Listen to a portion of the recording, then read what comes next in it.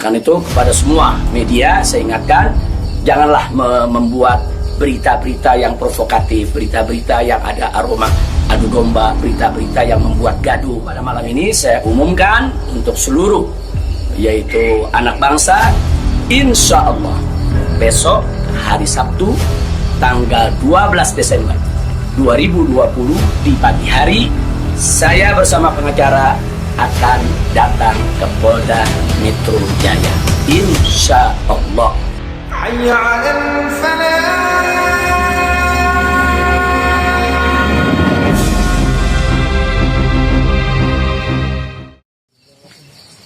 Assalamualaikum warahmatullahi wabarakatuh.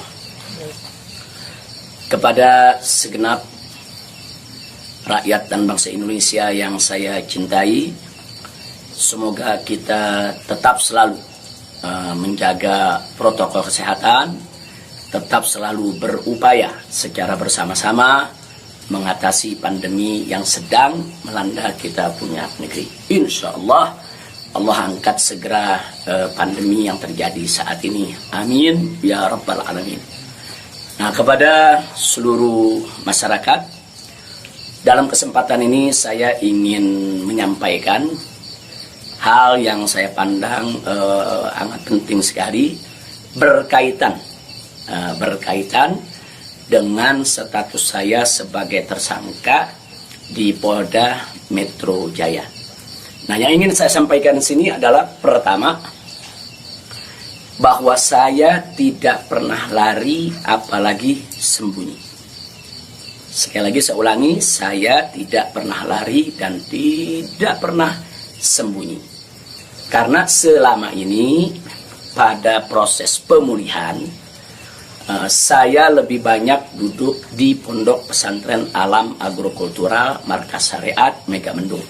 Karena di pesantren ini udaranya sangat asri, segar, jadi untuk pemulihan luar biasa bagusnya.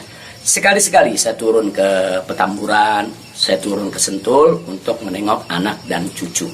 Jadi bagian pertama yang ingin saya tekankan adalah saya tidak pernah lari apalagi sembunyi dari panggilan polisi.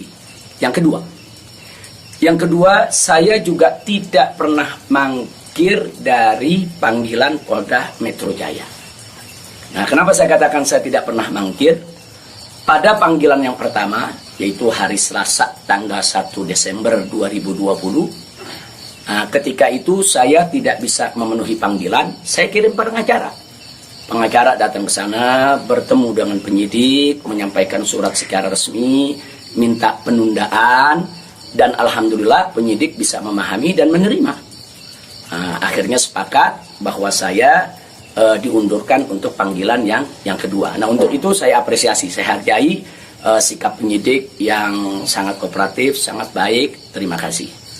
Nah, kemudian pada panggilan yang kedua, yaitu pada hari Senin tanggal 7 Desember 2020. Nah, ketika itu saya melihat posisi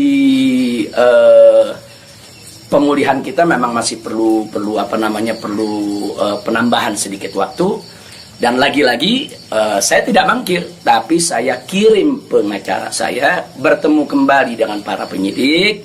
Kita sampaikan surat, kita sampaikan permohonan, dan alhamdulillah permohonan tersebut diterima secara baik oleh para penyidik. Lagi-lagi di sini saya ingin sampaikan apresiasi dan terima kasih kepada para penyidik di Polda Metro Jaya. Nah, pada hari itu juga, yaitu di pagi hari Senin tanggal 7 Desember, ada kesepakatan, yaitu antara para pengacara dengan para penyidik, juga dengan keridoan saya, di mana kita sepakat bahwa saya akan datang ke Polda Metro Jaya pada hari Senin tanggal 14 Desember 2020.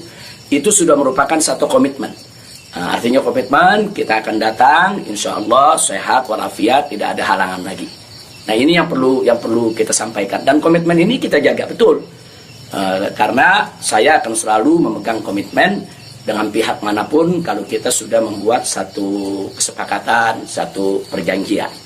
Nah, karena itu di sini yang perlu saya sampaikan juga pada hari yang sama, yaitu pada tanggal 7 di hari Senin tersebut, secara mengejutkan, sebagaimana kita tahu semua, di mana di siang hari Bapak Kapolda Metro Jaya mengumumkan tentang tragedi penembakan 6 Laskar FPI yang selama ini setia mengawal saya.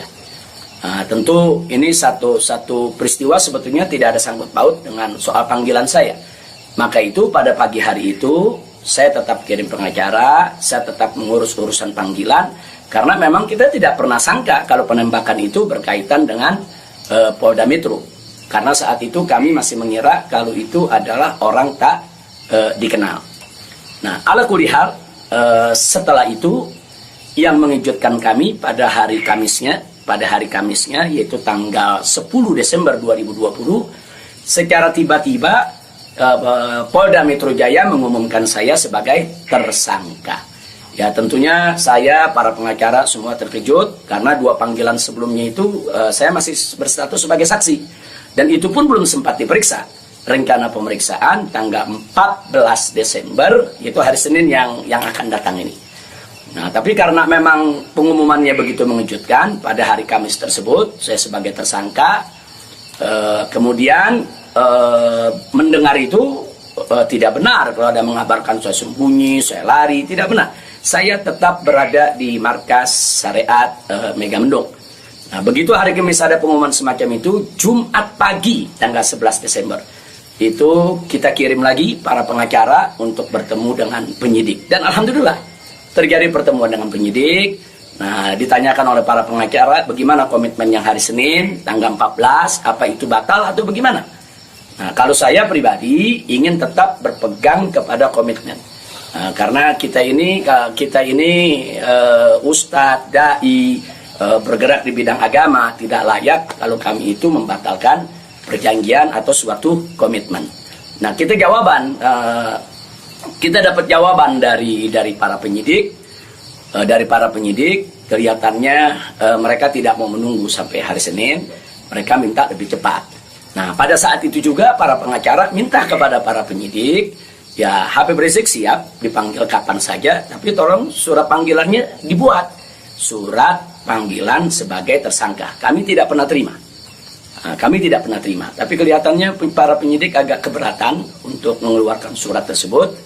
Akhirnya terjadi kesepakatan, kalau begitu cobalah bagaimana caranya supaya Habib bisa lebih cepatlah ke Polda Metro Jaya. Jadi artinya mereka tidak mau melanggar komitmen juga, karena memang komitmennya pada tanggal 14 siap diperiksa. Nah, kita katakan melalui pengacara, kami bukan orang-orang yang suka ingkar janji, bukan orang-orang yang suka mengingkari komitmen yang ada. Tapi karena memang Polda Metro Jaya meminta lebih cepat, lebih baik menurut beliau, saya terima. Nah, karena itu pada malam ini saya umumkan untuk seluruh, yaitu anak bangsa, insya Allah besok hari Sabtu tanggal 12 Desember 2020 di pagi hari, saya bersama pengacara akan datang ke Polda Metro Jaya, insya Allah.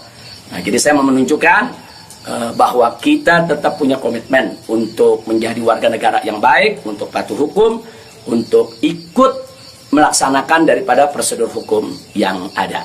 Nah, karena itu kepada semua media saya ingatkan, janganlah membuat berita-berita yang provokatif, berita-berita yang ada aroma adu domba, berita-berita yang membuat gaduh.